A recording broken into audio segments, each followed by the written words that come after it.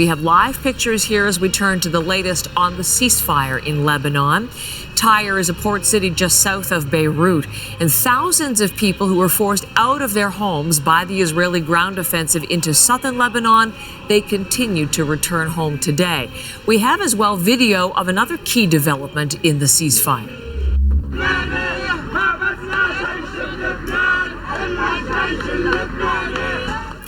These are Lebanese troops being cheered as they arrive in a village near Lebanon's border with Israel. Under the terms of the ceasefire agreement, the Lebanese army will act as a buffer between Israeli forces and Hezbollah. Hezbollah fighters are supposed to pull back beyond the Litani River, which is about 30 kilometers from Israel's border. The ceasefire is now into its second day. Israel's military is accusing Hezbollah fighters of violating it already. In headlines just breaking, Israel says suspects in vehicles have been spotted in the south, and as a result, it says Israeli military drones fired warning shots. So let's take a look at this ceasefire agreement with Hezbollah and how that's holding, but also as far as the regional picture, this ceasefire with Hezbollah is leading to a fresh push for a ceasefire in Gaza. And reporting on that now from Tom Perry, who leads our CBC News team, and he's out of Jerusalem this morning. The Biden administration, Tom, we know, is behind that push to get a ceasefire with Israel and Hamas.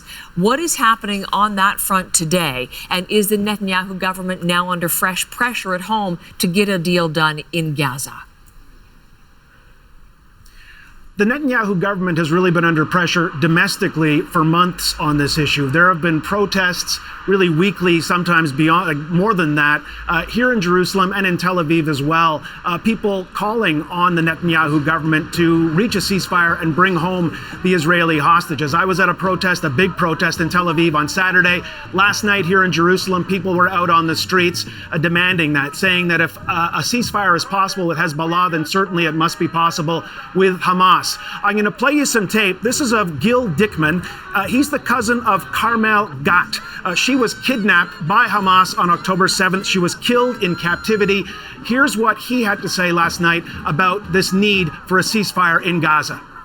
We've seen that a ceasefire is possible. There was a ceasefire in the north. It's time for a ceasefire in the south. 101 hostages are waiting for 418 days for Netanyahu to make the right decision. Ceasefire now and bring them home now. So that was Gil Dickman last night in Jerusalem at a protest. His cousin, Carmel Gat, was kidnapped and killed in Gaza. I'm going to play you another clip here. This is from Stacy Yoshua.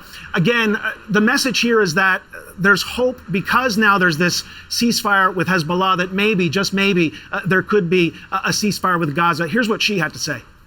Hopefully we will hear good news and make some kind of a difference, because every day is horrible hell for them and for their families. We can't compare it, but we're all in this horrible hell.